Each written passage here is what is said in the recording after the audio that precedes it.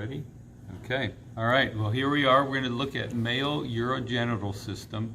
Dr. Harris should have finished up all the abdominal stuff, and then he should have done female urogenital. So we'll pick up again with the, we'll show you the contrast between the female and the male urogenital system, and then we'll go into the circulatory system. So we have a male pig, and we have just opened up the abdominal region, okay? And I'm on page 212 of your lab book. Now, it's a male because we have a urogenital opening right here, okay? You also have a scrotum down here where the testes are going to be located. And it's a urogenital opening because, out of that opening can come both, the gametes, right, the semen, as well as urine, okay?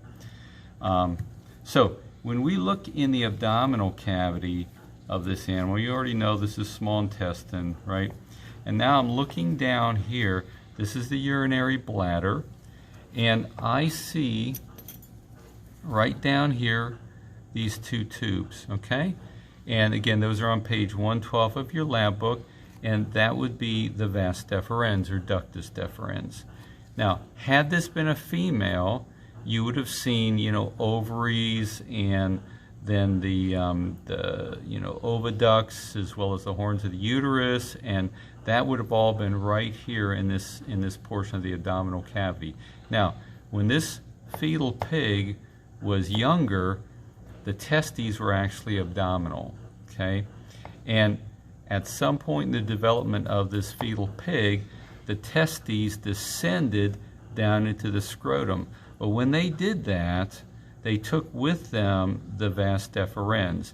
And so you can see right down here that the vas deferens, it goes through the body wall and down. It's going to go all the way down to a testicle. And so we can actually use that, and we're going to use that. We're going to trace it, to go from, we know this tube right here has to connect to one testicle, the one over on the other side attaches to the other testicle. So this is a weak area in the male's anatomy, and over time, it's possible that if this sort of the muscle here gets too weak, that some of this abdominal viscera, when there's strain in the abdominal cavity, can actually get pushed through that what's called the inguinal canal, and that can produce an inguinal hernia, and apparently very painful, and then it would have to be repaired. The surgery is not apparently that extensive. All right, so so we've got, again, the vas deferens. That's the only thing that's really easily visible in the male anatomy, whereas with the female anatomy for the urogenital, you could see most everything in the abdominal cavity. So we got to go digging around a little bit more to get some more details of the male urogenital system. Now, the first thing I'm going to do, all right, and this will actually, let's just sort of recap something and see if we can find this. But when we hit the circulatory system, there's a blood vessel right here that goes into the liver, and that's the umbilical vein, and it was connected right there, right into the umbilical cord. Okay, so you got one umbilical vein. It was connected. We had to snip it in order to be able to lay this flap down like this. And then there are two umbilical arteries that go into the umbilical cord that takes you to the placenta. All right, so we'll revisit all that stuff when we hit the circulatory system. All right, so in order to expose more of what we need to do down here, with the female, you could just make us cut straight down here and then break the pelvis and open it up. Well, you can't do that with the male. All right, so out of this urogenital opening, there's actually, in this sheath right here, there's the penis of the male. Now, I know you can't see this or feel it, but I'm pinching between my two fingers, and I'm feeling a cord-like structure. We have to extract that cord-like structure, which is the male's penis, all right, in order to be able to, get rid of the tissue that we don't need, all right, to be able to see the stuff that we do want to see. So that's an extraction process, all right, and so we're going to go We're going to go on the hunt right now, okay? So again, I'm feeling for, you know, a hard cord-like structure in there, and I don't want to damage that, but I can remove pretty much everything else around it. All right, and so, you know, so I'm going to just use my favorite instrument, right, which is the blunt probe, and we're going to see how we can extract, right, the penis. Okay, so periodically, you know, I'm going to be kind of looking for it. Now, maybe you can already start seeing it, but it's right. It's right. I can feel it more than I can actually see it just yet. Okay, so we'll tear at some of this tissue a little bit. All right, and there I can start seeing the cord. All right, so this is going to take a little bit of a process to be able to expose this. All right, but there very nicely now you can see. All right, and so I want to keep intact this urogenital opening. All right, so again, some of this seems a little rough, and I guess it is. So all right, so now we're seeing more of, right, the penis right there. Gonna trim up a little bit right here, because we're going to be removing, because we're going to basically have to lay the penis to the side and then the testes to the side in order to be able to crack the pelvis. Easy, you know, with the female, not so easy with the male. All right. So again, we're just kind of moving along here, trying not to damage things. So just moving in this direction. All right. I think we have enough of it exposed, all right, that we're going to now do some removal. Okay, now this is the urinary bladder in between the two umbilical arteries, this thing right here, right, this is the bladder. And so what I want to do is I want to trim the tissue. And this is, again, I want to be careful. I don't want to cut the penis, I just want to cut sort of the tissue in between my fingers. All right, so we're going to go like so. All right, see, so now I'm going to be removing more of this, but now I can see the urinary bladder, the two umbilical arteries, and there's the penis. Okay, and trim it up just a little bit here. You can still see the urogenital opening, so we haven't sort of lost that. We still have the vas deferens down there. And so now I'm just going to kind of pull a little bit at this tissue, and we should be able to cut here. Again, I'm kind of looking around, you know, to make sure I'm not cutting. I want something that I want to keep intact here. All right, so we're good there. Okay. Now, we have, again, the vas deferens right here, also called the ductus deferens. It goes down, you know, into the scrotum. And so now we've got to get down in here, all right, and, whoa, okay, we're going to get down in here. There we go. Okay, so,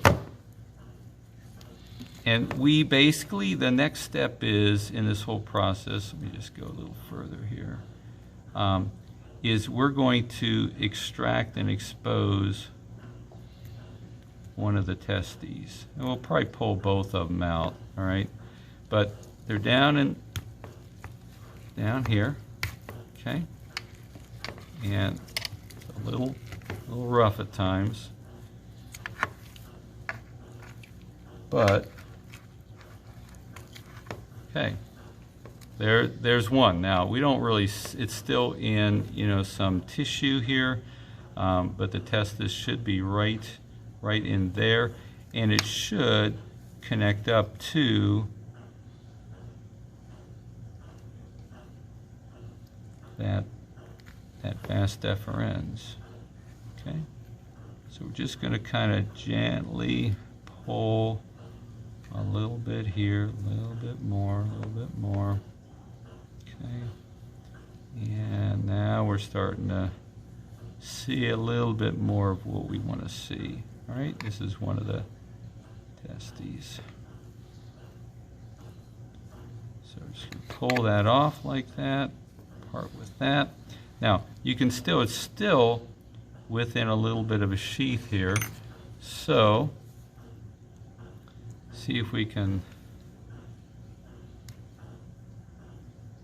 pull that off.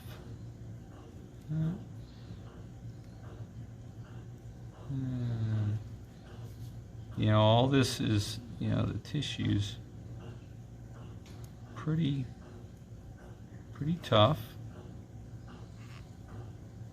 because it should form a nice protective sheath around some of these different urogenital structures. All right, but we're getting there. Okay.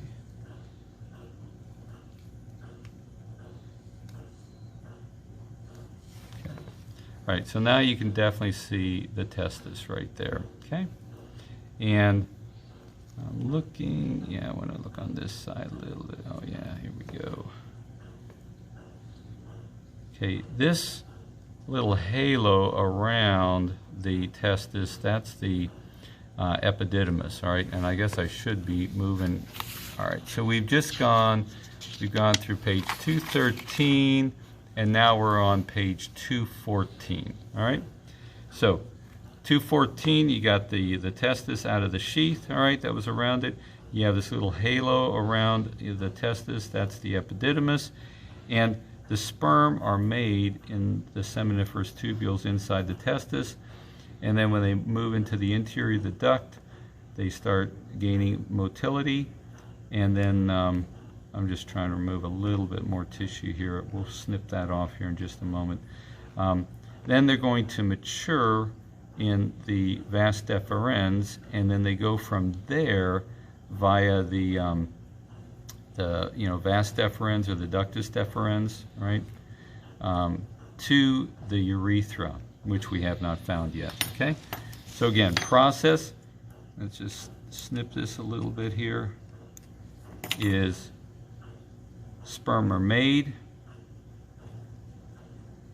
in structures inside the testis, and then they exit the testis, go to the epididymis, and then they will mature there, and then when this male pig wants to breed with a female, wants to court with her, mate with her, then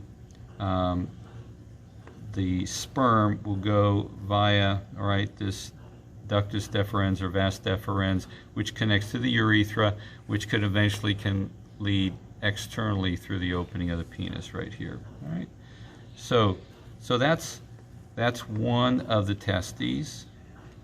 Just want to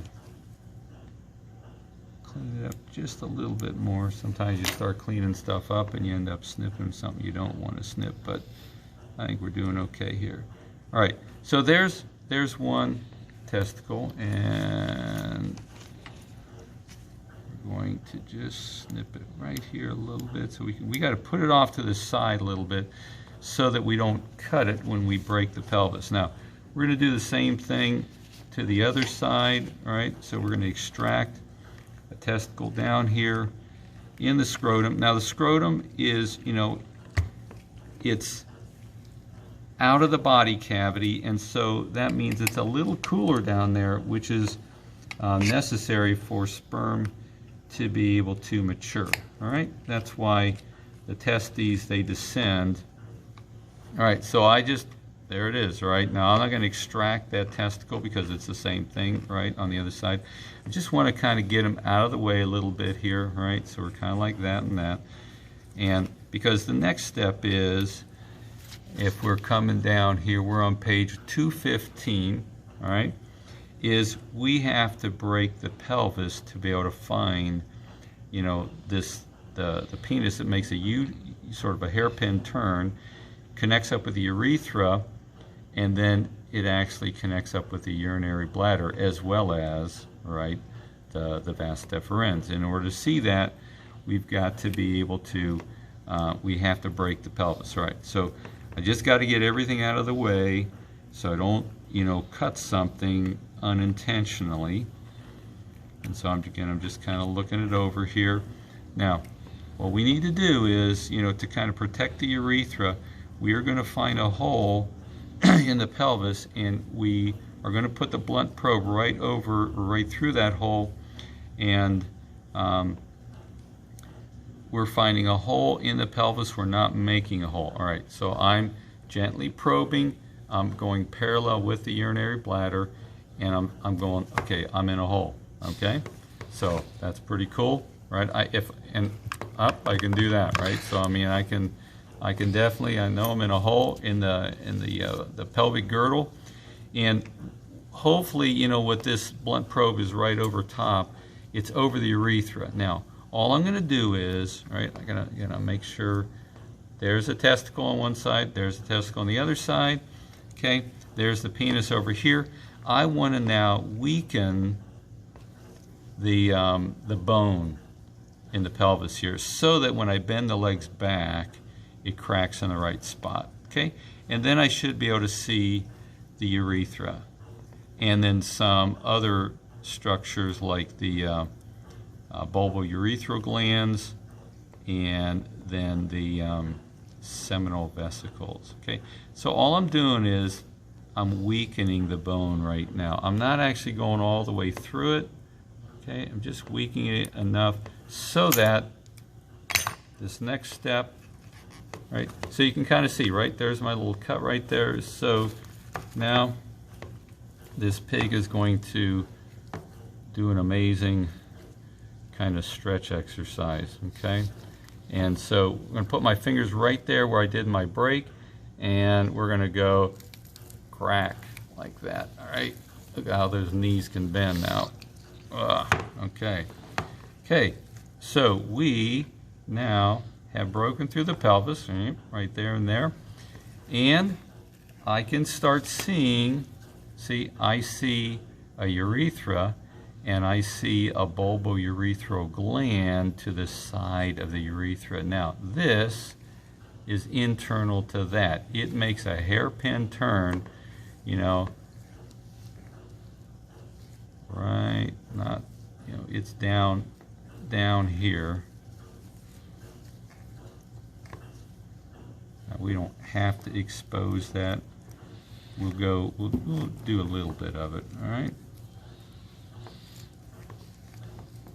So I want to make sure, okay, we can see. So we're going to move some tissue right here to allow that. See, this is the urethra. There's a bulbourethral gland. We're going to expose that a little bit more. There's one on the other side. It's sort of a little bit buried right now, but we will expose it more momentarily.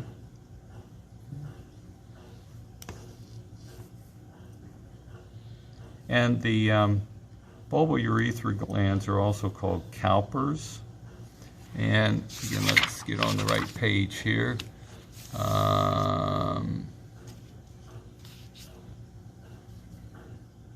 Okay.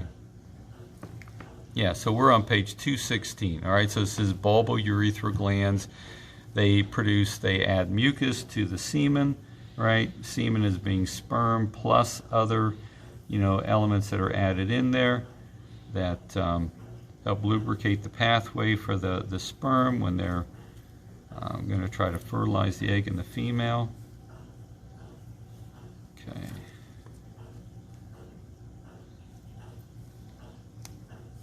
Okay, so we got that. Now, what we want to be able to show is, okay, is this urinary bladder right here, right? It's continuous with this urethra. Okay, so we're just going to kind of gently remove some of the tissue here. And as we do that, and as we follow the urethra's connection with the urinary bladder, we should find the seminal vesicles. All right. Now you can also see, I think this is kind of cool, and that is, there's another tube up underneath here. Okay. And you should have seen that tube when Dr. Harris did the female urogenital. And now with a female there are actually 3 separate tubes. With a male there are 2. You got the urethra, and then the big tube right up underneath here is going to be the rectum. Okay, I mean there's going to have the descending colon, right, that's going to drop down here, and at some point in time it's going to become the rectum. Okay, so you got 2 separate tubes. All right, and now I don't know how well you can see it, but I mean as I rotate the urethra I can see there's one bulbourethral gland and there's the other one on the other side. Okay, there's a pair of them.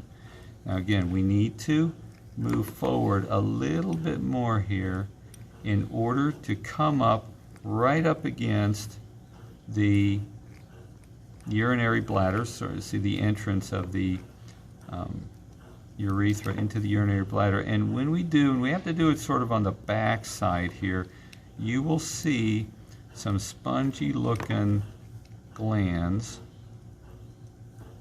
that are the seminal vesicles, and I'm starting to see them. Right, there's one right there, and they're spongy in that they're not super compact. Right, and there's a pair of them as well. So again, I'm kind of rotating this so I can see the other one right over here. You probably can't see it so terribly well just yet, but we'll work on it here a little bit, see if we can expose a little bit better. Now they're a little more delicate, so sometimes if I'm too aggressive on this, then I can lose one of them. All right.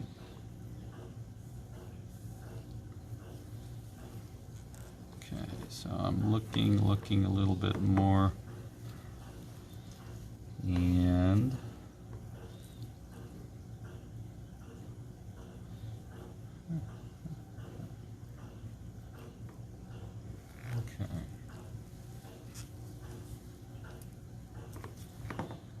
okay, that's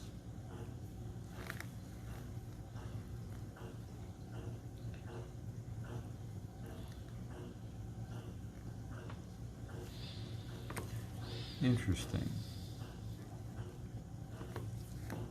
because I see there's one right there, okay, and the other one almost looks like, yeah, okay, that one tore a little bit right there. Okay, so seminal vesicle on one side, seminal vesicle on the other side, and I've rotated the urethra so I can see there's something in between these seminal vesicles, something that looks very similar to the sort of the morphology of the seminal vesicles, but it's right on the urethra, and that's part of the prostate gland.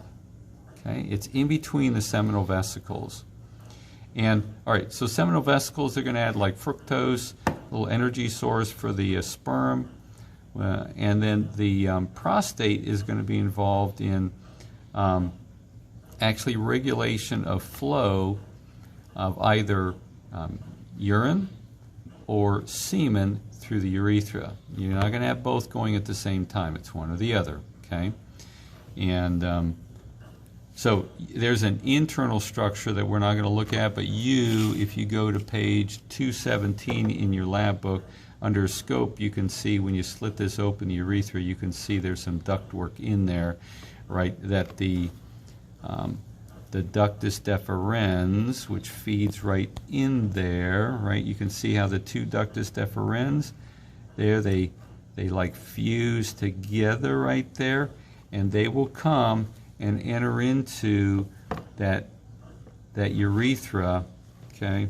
Can't see it terribly well, but right here in association with, I'm going to get it around here a little bit, in association with some of the internal structures associated with the prostate, okay?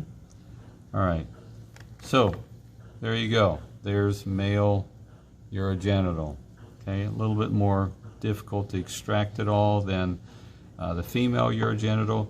And again, the penis right here would, the urethra goes internal to the penis, okay? But it makes a hairpin turn right here. There you go. Okay, so there's male urogenital. The circulatory system. And so we're going to be using a variety of pigs because sometimes the circulatory system is not, the blood vessels are not well injected. So, if you've got that situation, then, you're not going to be able to see, things very well. All right, so this is page 218. Look okay? Okay. These are the bulk of the blood vessels that we're going to be looking at, and gives you a region. It's not all the different blood vessels, but it should give you sort of a sense of, all right, we're going to find some blood vessels that get blood up to the head and the arms, like the subclavian and the carotids, right? Taken up to the head and the arms. And then how do you drain that area? Well, you got subclavian veins, they're going to drain the arms. You got jugulars, they're going to drain the head. They're going to fuse together into the innominate. They're going to become a precaval vein, all right? That because you got it from both right and left sides of these innominates coming together to form the precava, or sometimes it's called the superior vena cava, and that's going to go into the right atrium, okay? Then, how do we get blood to the lower extremities? Well, you got a big aorta, okay? And these branches come off the aorta, but you also have a descending aorta. And there's some smaller blood vessels that go into the capillary beds of the thoracic region. We're not going to actually trace those, but we are going to find the celiac and the anterior mesenteric arteries that service the abdominal viscera.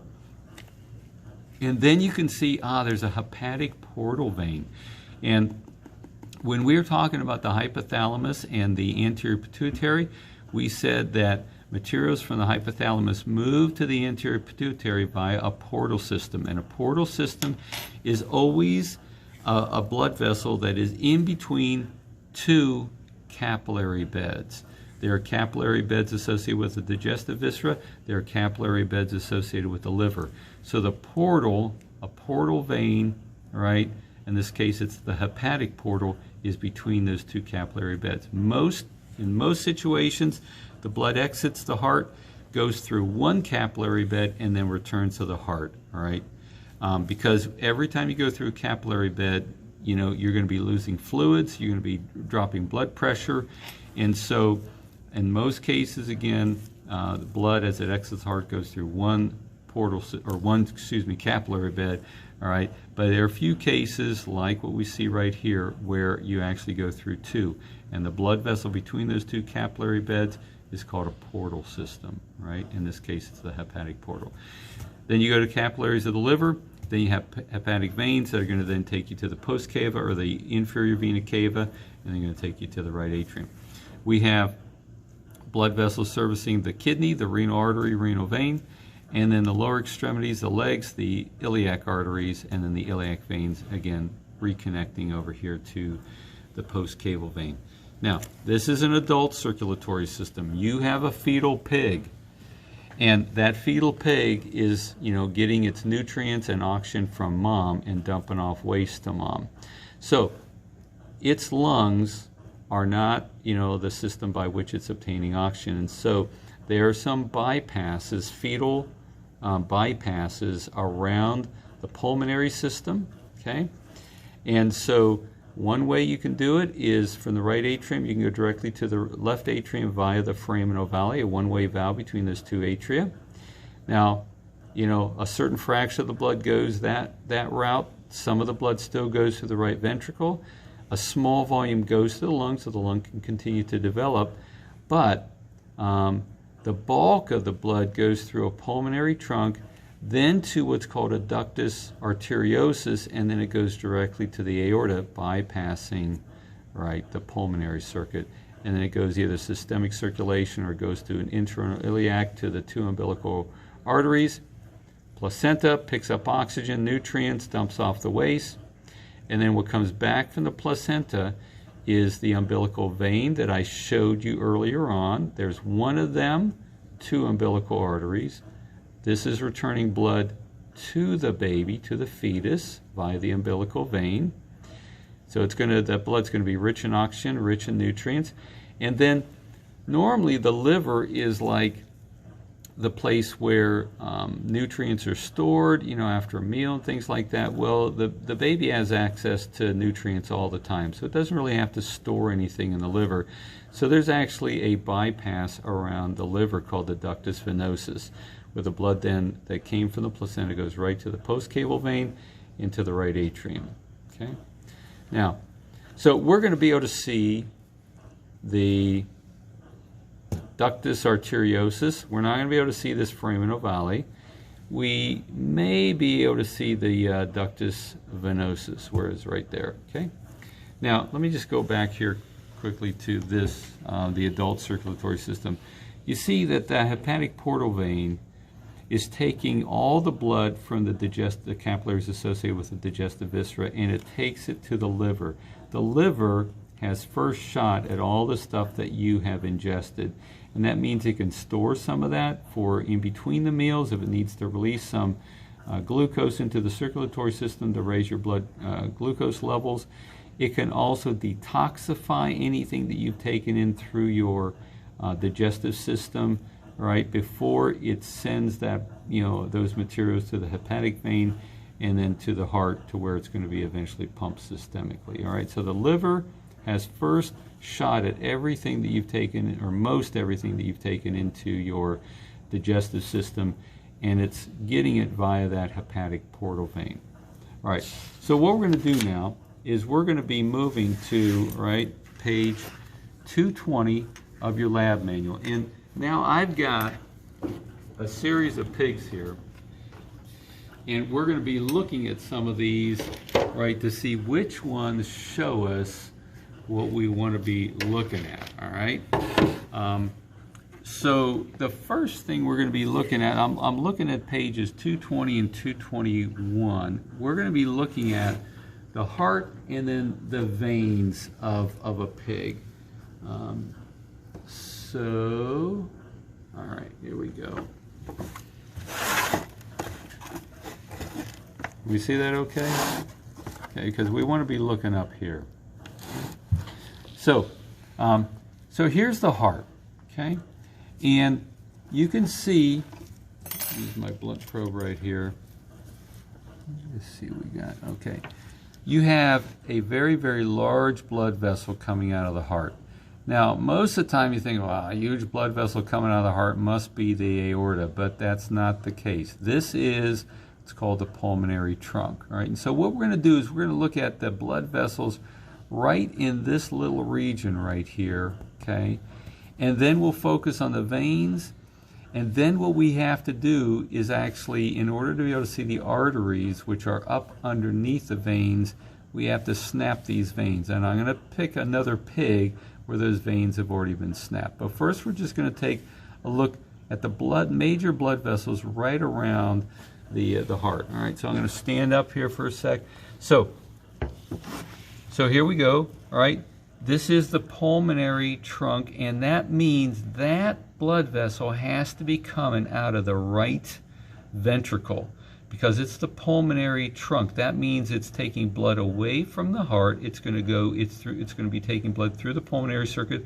That's going to be going to the lungs. Now remember, this is a fetal pig, so the bulk of the blood has actually either gone through the foramen ovale between the 2 atria, or it's going to go through the next bypass, which is the ductus arteriosus. All right, let's see if we can find that. So there's the pulmonary trunk. Then I see a blood vessel coming off of that pulmonary trunk right there. That is a pulmonary artery. Now, there were lungs down here originally. They've been removed so we can see some of these blood vessels, okay? So there's a pulmonary artery, and when a blood vessel branches off of this trunk, we're going to give the trunk essentially a new name, okay?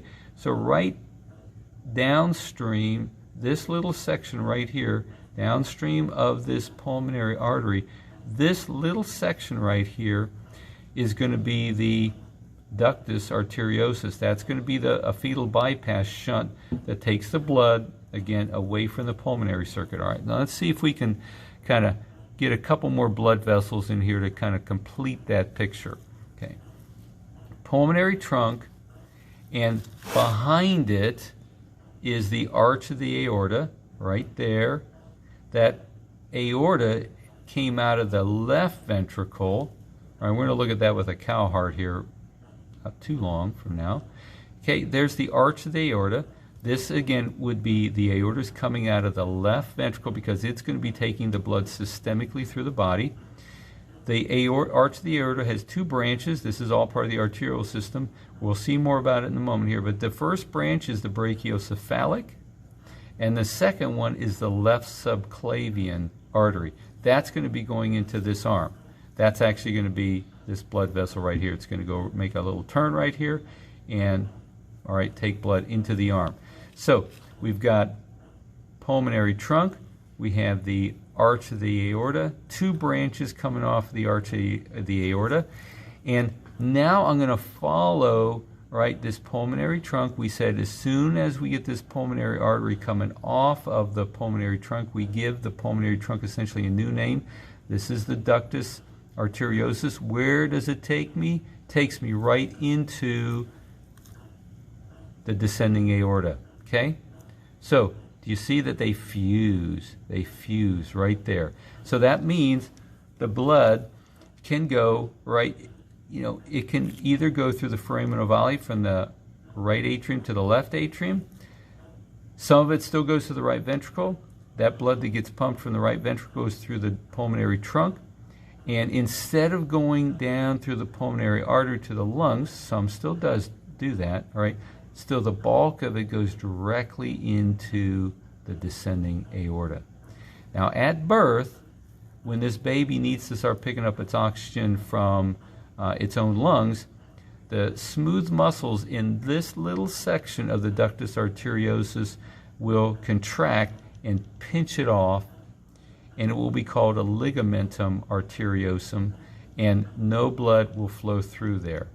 The foramen ovale, that little one-way valve between the right and the left atria, that should also close, all right, because you want all the blood now to go through the pulmonary circuit because you got to pick up your oxygen from your lungs.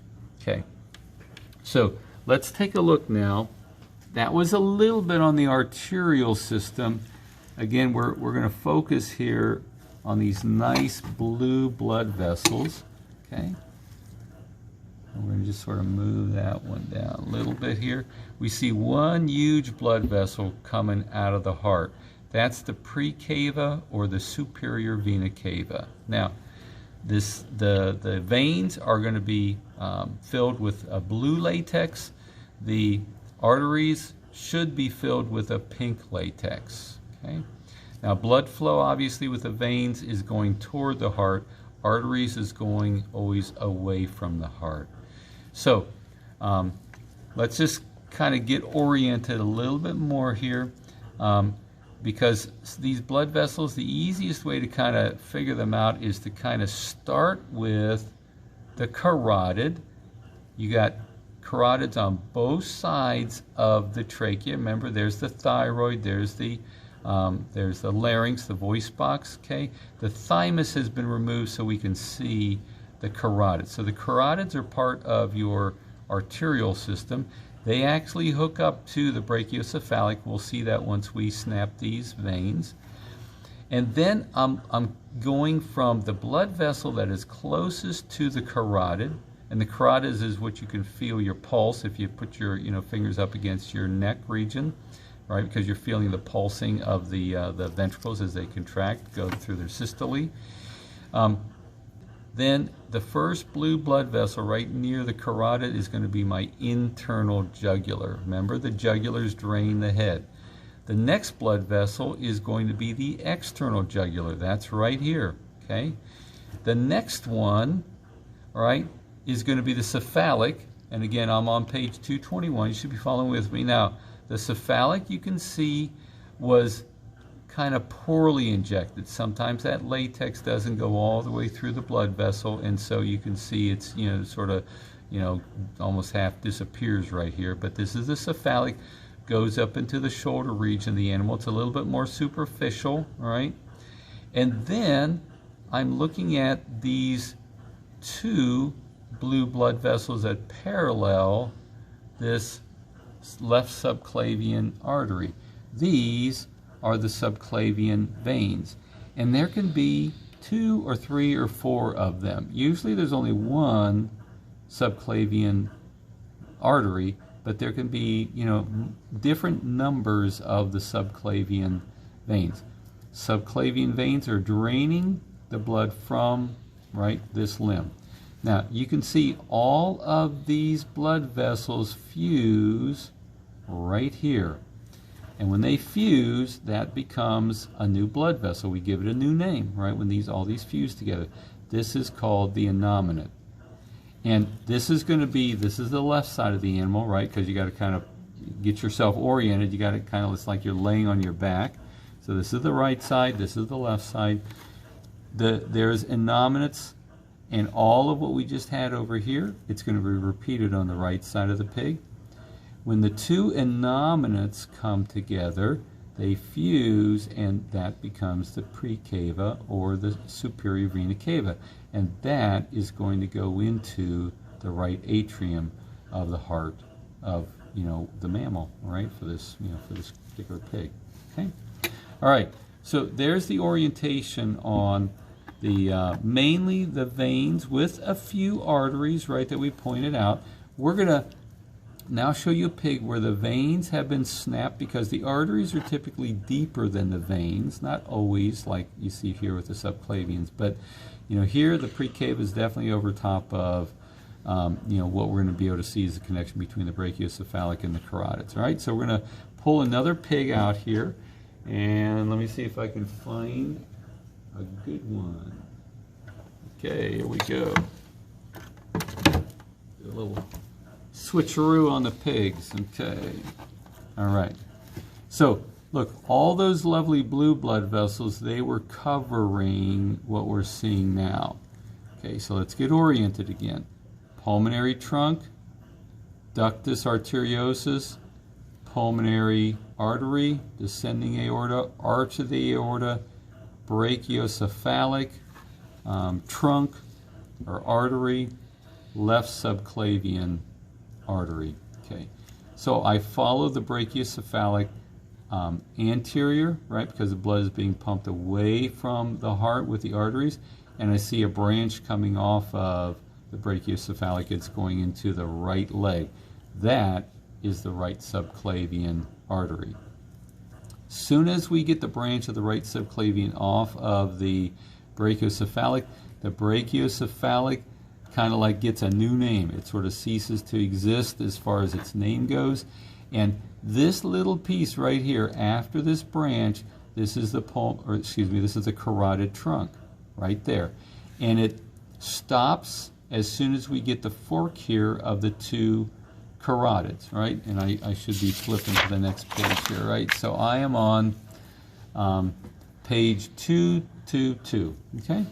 And so right subclavian, left subclavian, the right subclavian comes off the brachiocephalic, then we got the carotid trunk, and then we have, these are the common carotid arteries. This is going to be the left one, this is going to be the right one, And they go up into, they'll service the head region, okay? And they'll branch. I mean, the blood vessels, we're covering the major ones, so they're going to, there are additional blood vessels, that we're not covering. But it gives you the regional flow. How do I get blood to the head? Carotids. How do I drain blood from the head? Internal and external jugulars. How do I get blood to the arms? I got subclavians, How do I drain blood from the arms? I got subclavian veins that are going to drain blood from the arms. Okay, so now we're going to go to page 223, and we're looking at the arteries that are going to be coming off of the descending aorta. Now, This is what remains of the liver. This is what remains of the diaphragm. It was all attached. That had to be torn in order to be able to allow you to see the lovely descending aorta. Big, big, big blood vessel, right? So now I'm looking on page 223, and I'm going, the first blood vessel coming off the descending aorta, right, major blood vessel, and it's unbranched, it's only got one branch right here. That's going to be your celiac artery, and that's going to service, right, some of the digestive viscera, spleen, and the like, you know, that are in this abdominal region. So there's your first big unbranched blood vessel coming off the descending aorta. The second one is called the anterior mesenteric artery, and that's going to also be servicing, you know, your large and your small intestine, okay?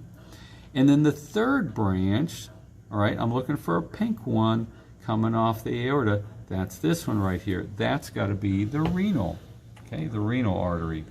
That's going to be servicing the kidneys. And, you know, in lecture, you've covered all, you know, what you needed to about, you know, how that branches into those afferent arterioles that are going to be carrying blood to the glomeruli, right? And then you have an efferent arteriole that's going to be carrying blood away from the glomerulus all around the nephron, okay? All right, so I'm continuing to go down the descending aorta, right? And here's a ureter right there, right, coming off the kidney. It's going to be carrying, you know, urine to the urinary bladder right there. And now we've got a branch coming off of the descending aorta.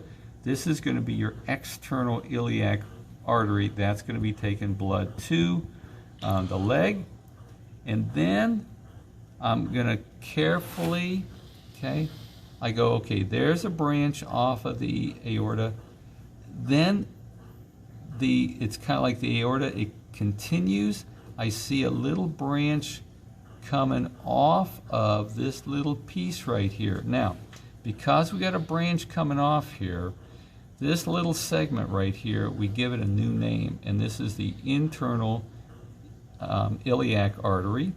Okay, there's the external, there's the internal, and right over here, this, again, if you look at page 223, this is the iliolumbar artery right there, okay? And that marks the end of the internal iliac, and now this becomes the external, this becomes the umbilical arteries, right? So external iliac, internal iliac, iliolumbar, and now after the iliolumbars come off the internal iliac artery, we give this thing a new name, and these blood vessels right here that parallel the urinary bladder are the umbilical arteries. Now this one's poorly injected. I don't see really any pink in there. The other one on the other side, nicely injected. Remember, these are carrying blood from the baby through the umbilical cord right here to the placenta, picking up, getting rid of, first of all, you know, waste and things like that, and then picking up oxygen and nutrients from the mom.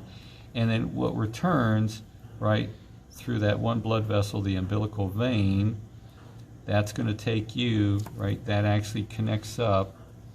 See if we can still find it. There it is, okay? There's the umbilical vein right there. That would take you right to the liver. That would be carrying blood that is rich in nutrients. And looking here a little bit, this is the liver, and we're just going to kind of open it up just a little bit here, because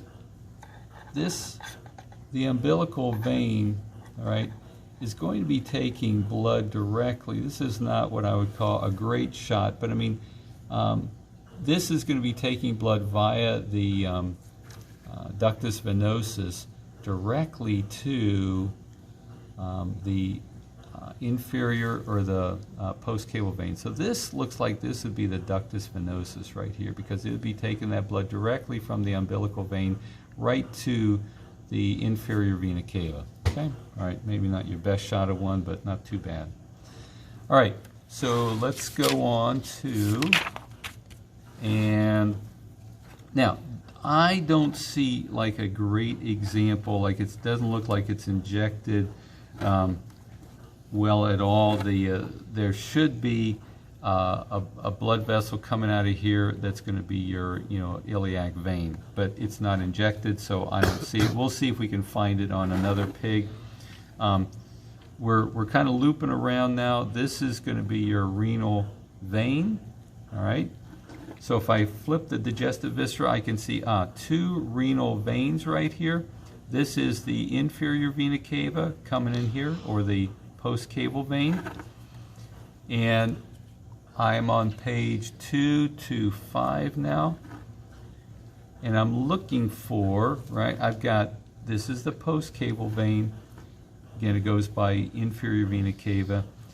And I'm looking for an example of a hepatic portal, and this particular pig does not have a well-injected hepatic portal. So we're going to go looking for another pig, all right, to see if we can find that. So let me go look around here and lay one on top of the other here. Okay. Now, this is the big postcaval vein. There's your renal vein right there, okay? Here you can see is all your digestive viscera, right? Large, small intestine. Now, the liver has been shredded, and what you're seeing, all these blood vessels, they were interior to the liver.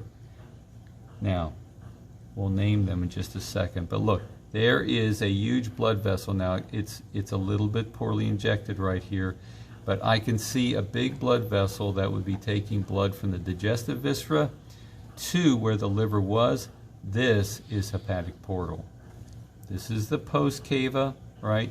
This is the hepatic portal. It takes the, this is the going between the capillary beds of the abdominal viscera to the liver. And so, all right, that big blood vessel, it's a portal vein, right? Because it's between two capillary beds. Then, the liver can do what it wants to with the nutrients. Again, with the fetal pig, it goes really directly through a ductus venosus, which, trying to see right here. The ductus venosus is not a simple thing to always find, all right? Because it really is just taking blood, which I'm going, okay, this is the umbilical vein right here. So the ductus venosus has to be like this internal structure that takes me directly to the postcaval vein, right? So it's going right down in here to the postcaval vein. The hepatic veins, that's what all this stuff is. They can also take the blood to the postcaval vein, right? And then that postcaval vein is going to take the blood to the right atrium. Okay? So we've covered pretty much everything of the circulatory system. There's on page 226, this is kind of a fun thing to do. Let's see if we can do it with, yeah, we'll do it with this pig. All right. So I'm going, all right, we've got 3 tubes right here, right? Tube-like structures, right? There's a big one, there's a big one, there's a big one. What are these tubes, all right? So if I rotate this a little bit, I can go, well, I know what that one is because we named it. That has to be the descending aorta. Then, what's this one?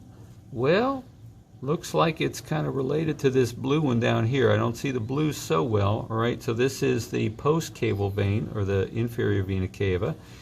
And then I've got this thing right here. It's kind of like, well, what in the world is that? Okay, what is that? And it is not a blood vessel. So what do you think that might be? That is the esophagus, okay? And when you probed way back up here in the mouth, a long time ago, that was with Dr. Harris's, right? You probed into the esophagus, right, which is dorsal to the trachea, okay? And it's a tube that's normally, all closed. See, it's that tube right there, right? Because there's the trachea, and there's the esophagus, okay? And that esophagus, it goes all the way down into, right, into the stomach. And see that little fold right there? That's the cardiac valve. Remember, that was the one that, you know, keeps the material from the stomach, which is really low in pH, from going up into the esophagus, because the esophagus isn't designed to handle low pH material. Now, can you override the cardiac valve? You bet you can when you throw up, all right? But that burns your esophagus. Not a good thing to do. Heartburn, right? That's where, if this valve doesn't close, you're going to get material from the stomach, you know, frequently going up into your esophagus, acid reflux, all right? So you don't want that to happen, all right? So we're going to probe into the cardiac valve, and you can see that, you know, we are into this tube right there, and I'm wiggling it around a little bit there. So we're definitely in the esophagus. There's the old pyloric that goes into the duodenum of the small intestine. So this is stomach. It's been, you know, largely removed, so you can see all those details.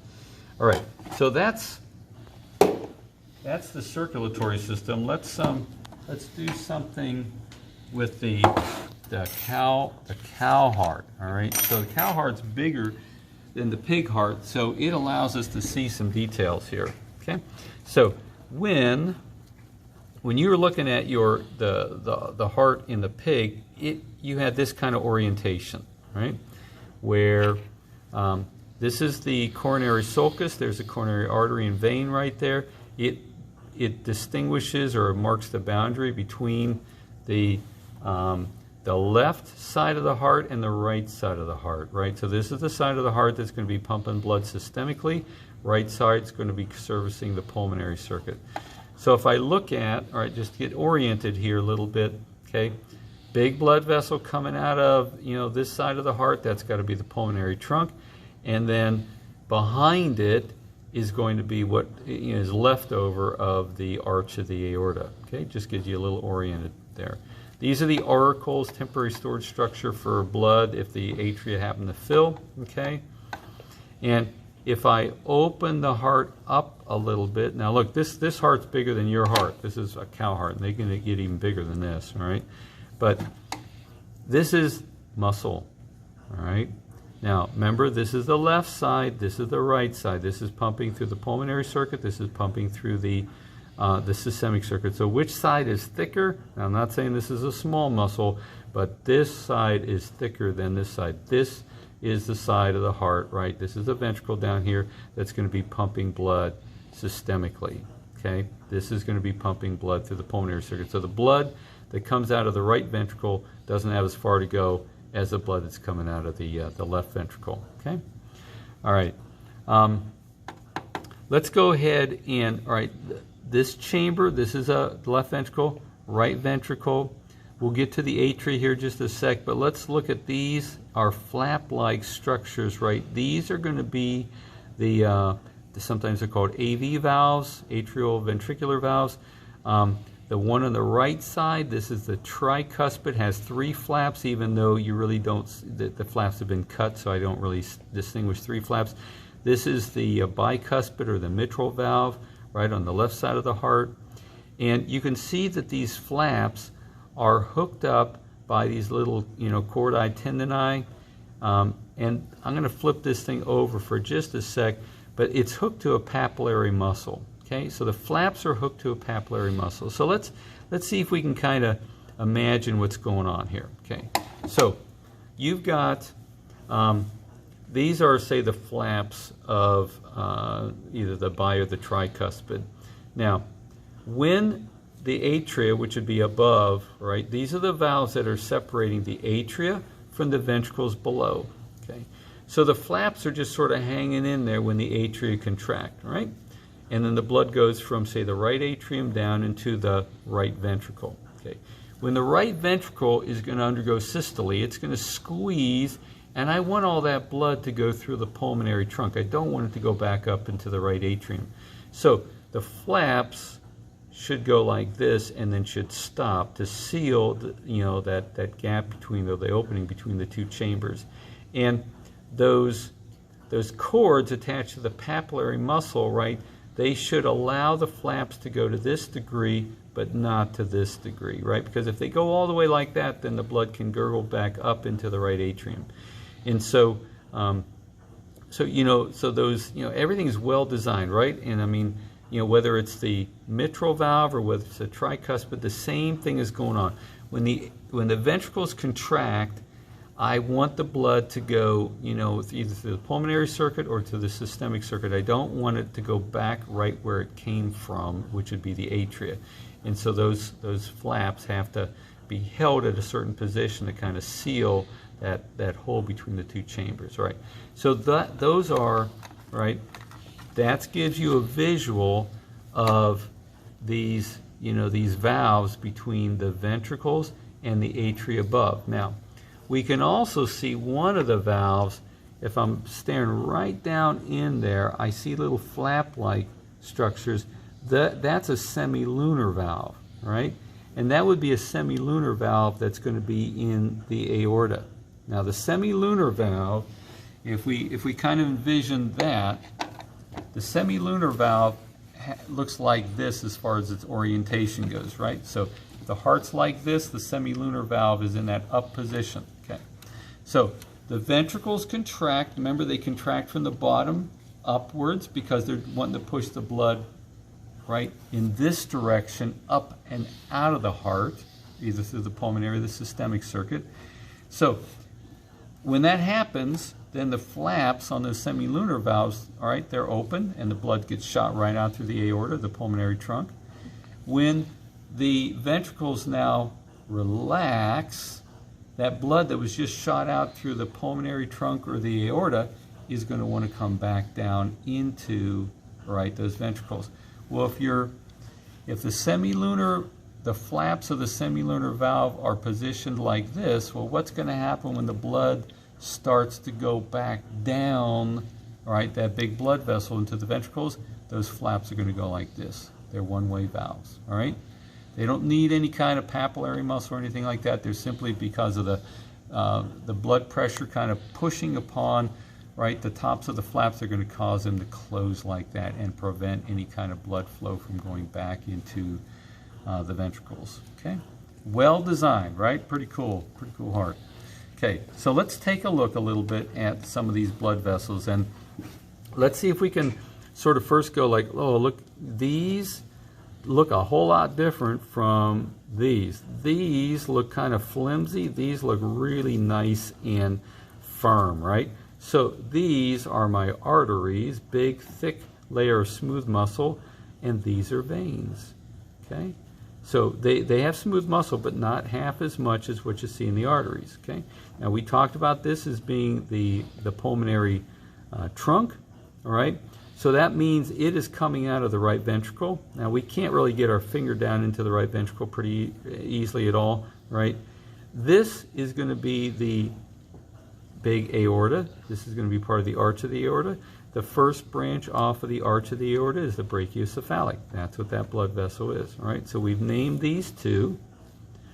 Now we've got multiple blood vessels, right, that are like, well, what are these? I know they're veins because we said that they're kind of flimsy, but I mean, I've got 1, 2, 3, 4 is, wow, there's a fourth one. Looks like I got 4. They got to try to figure out what they are. All right. So what we're going to do is, okay, I'm going to stick my finger in this blood vessel. Okay. I'm going to stick it in there, and we're going to open up the heart. And can you see my finger in there? There it is, right? Can you see the finger right there? So which side of the heart am I in?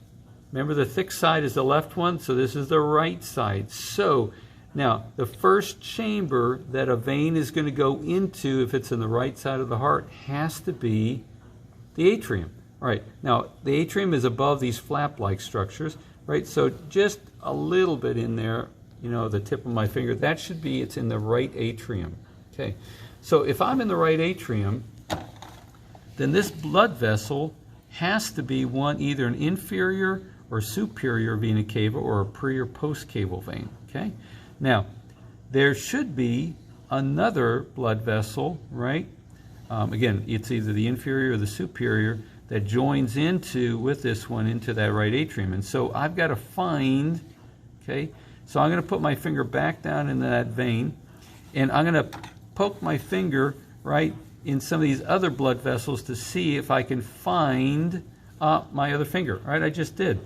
So that means, all right, I'm gonna go up like that. Yep, it's true, right? I wasn't lying to you. So there it is. And so that means this and these two are connected to each other. So one is the superior and the other one's the inferior vena cava, okay? And, you know, I'm kind of going, I think this is superior, this is the inferior, right? It'd be nice to see a little bit more of them to be sure of that, because one has to be going down, right, and the other one's going to be, you know, receiving blood from the head. All right, so I've just named these two blood vessels. I've got two more, right, to name here. Two more veins. Okay, veins always are carrying blood to the heart. So let's just go in here again, and I'm going, all right, so here, there's my finger. You can see I'm associated with the left side of the heart, so that means this blood vessel is going into the left atrium, right, which would be above where that little, you know, mitral or the bicuspid valve is. But these are going into the left atrium. So that means, you know, these are carrying blood, right, and here's the other one right there, I can see that, right? These are carrying blood from the pulmonary circuit, right? And this is going to be blood, right, that's venous blood, that is rich in oxygen because it's in the pulmonary circuit. Remember, it's sort of flipped as far as oxygen content goes. In the arterial side of the pulmonary circuit, it's going to be low in oxygen, the blood, and on the venous side, it's going to be high in oxygen. All right, systemically, that's, you know, it's flipped again. In the systemic circuit, the arterial blood is high in oxygen, and the venous blood is low. But right here, the blood that is just coming from the lungs, right, it's going to the heart. So these have to be veins, and that blood, the content of the oxygen content of the blood in the veins in the pulmonary circuit are going to be really high in oxygen. All right, so these are two pulmonary veins. Now, we saw these with a fetal pig. We saw these with a fetal pig. We did not see these. These are really hard to find in the fetal pig, all right? But you can easily see them, right, with the cow heart. All right, so that should conclude, you know, what you need to be looking at as far as the circulatory system. We have one last thing to do, all right, for your viewing pleasure, and we got to go to the front board here. And what we want you to do is we are going to give you 3 different scenarios that we want you to be able to trace the red blood cell pathways. We want you to be able to take the blood vessels that we just named and put them together as far as how do you get blood from a starting scenario, all right, for a starting point, internal jugular vein, and end with at the external iliac. And so we're going to give you 3 different scenarios. We're going to work through one of these scenarios with you to show you what these blood vessels are.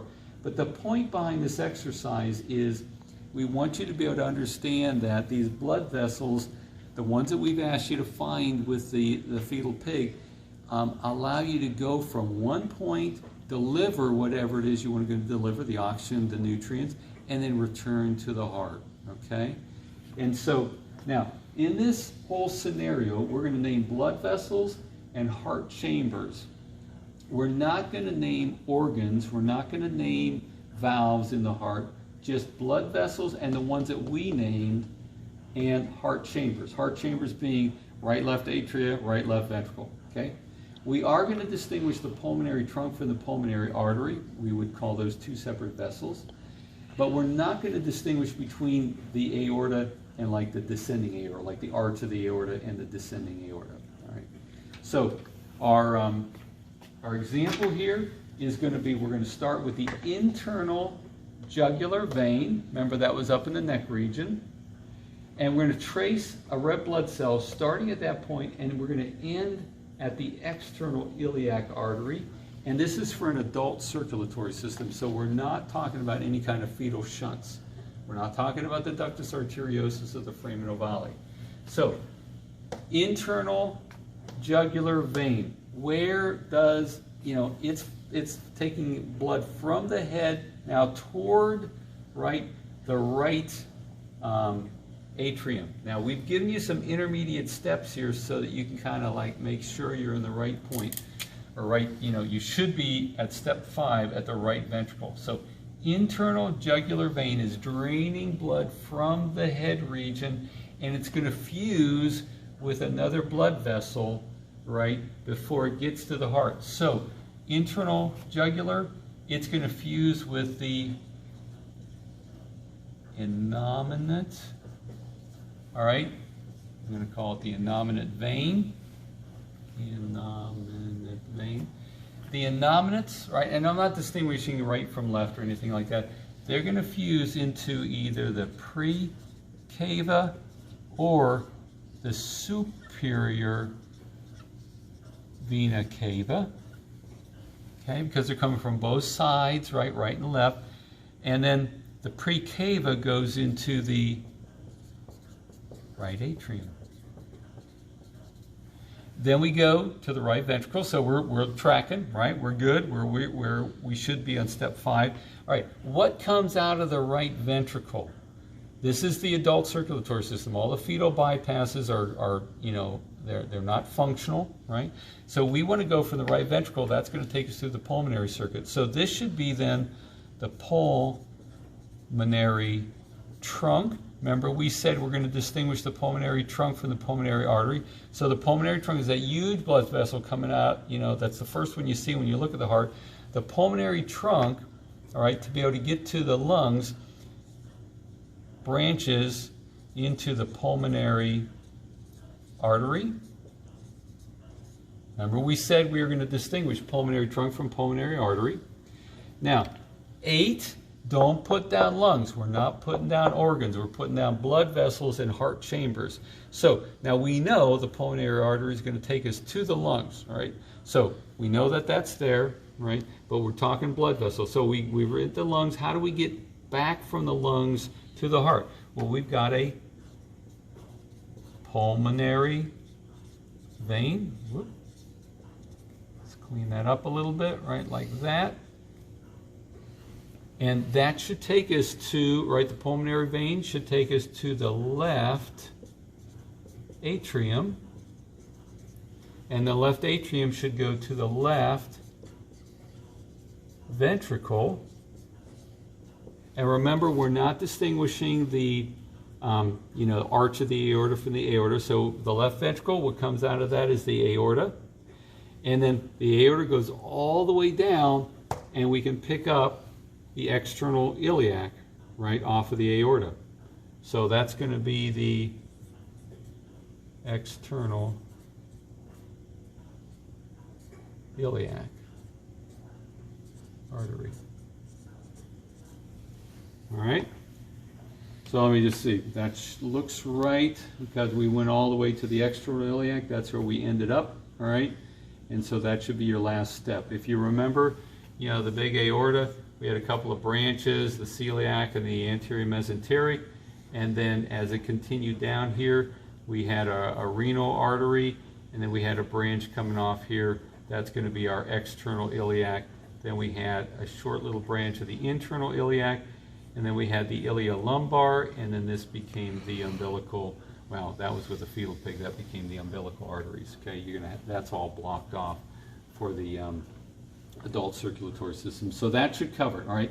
Now, we're going to email you or put in, folder for next week's lab 2 more scenarios that you're going to want to complete, and you will get some kind of scenario in the lab practical, right, that you're going to be filling out some of these blanks. So make sure you not only know the names of the blood vessels, but you also, can put them together so you can track, the blood from one starting point to an ending point.